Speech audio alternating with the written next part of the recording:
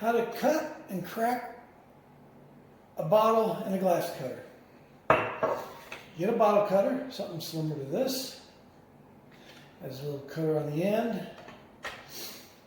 You measure both sides to make sure it's identical so you get a straight cut. You will use your bottle. You set it in there nice and neat. What I do is hold my thumb on one end. I push here on a firm push, and I'll do an even score all the way around until I hit the very other side, and then you can feel as soon as you get there, it will just kind of kick right into that line. You stop. Do not score anymore. You want a nice clean cut. And once that's done, you will see a cut all the way around, nice and perfect. And then from here, I'll go over to the stove and I'll show you what to do next. The trick to cutting and cracking bottles, everybody thinks it's all about the heat. But in my opinion, you have to get the bottle extremely cold, because once you put it in the boiling pot, if too much of it gets hot, then it cracks everywhere. But I'll show you steps that I do, and I seem to get clean cuts. So first I get it super cold in ice, a little water, and then I'm going to wait till this boils, and I'll show you what I do. And then I'll put it back in the ice, because that's where the crack that you want happens. You don't keep it in here too long, because then too much of the glass gets hot and then it will crack everywhere. So anyways, once my water gets boiled, I'll show you what I do to get a chilled, good clean cut. Pour it out. Ciao. Okay, water's boiling. I got my 212 degrees boiling point. Ice and my bottle is frozen. The trick is to get it down on my crack all at the same time and get an even crack on it and get the glass hot.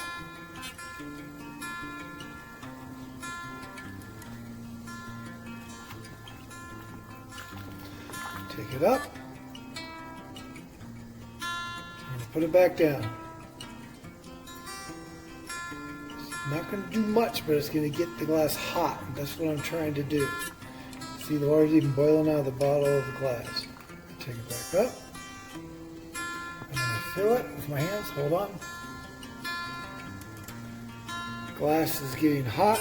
I want the glass to almost get that 200 degrees Fahrenheit. So this first step is going to get prepared for the ice next time around. Take it one more time. And the glass is good and hot. And now, the very important part is going back in the glass of ice water. Set it down carefully. You just spin it. And I'm going to let it set in the ice for a while. Because now the glass is going to expand and shrink. Excuse me, expand on heat, shrink on ice. Alright, still got my water hot. So if it didn't expand and crack in the ice, it's better to do that than in the hot water, because then the glass can crack. So let me see what happened. There we go. Pretty nice cut. Set that down. And a pretty nice cut on that. Alright. I'm going to set that down. Because what I'm going to do with this, I'm going to use both pieces, because I'm going to make one of these. Ta-da! Spaghetti holder. Alright. So, my lesson's complete. Ciao. Okay, now when it comes to sanding down the glass, because it's razor sharp, I kind of have a trick.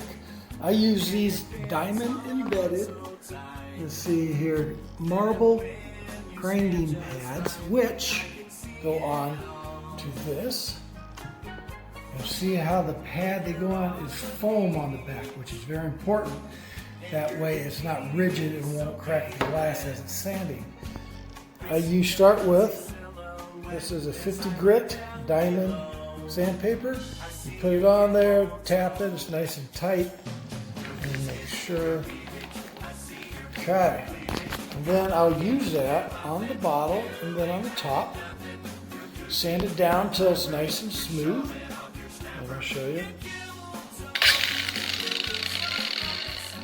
Okay, and then when that one's done, on both of those, I will go 1, 2, 3, 4 more.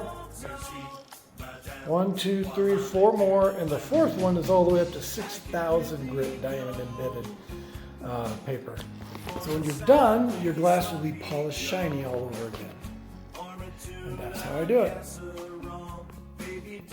However, I cheat a little more because I want a perfectly ground flat piece, top and bottom. So I use this to drill press, and I use the pad with the chuck and the grinding stones, and I get a better and more smooth grind. And that's how to make them perfect. In any case, either way works just fine. Hope you enjoyed this as much as I did. See ya! Dilly dilly.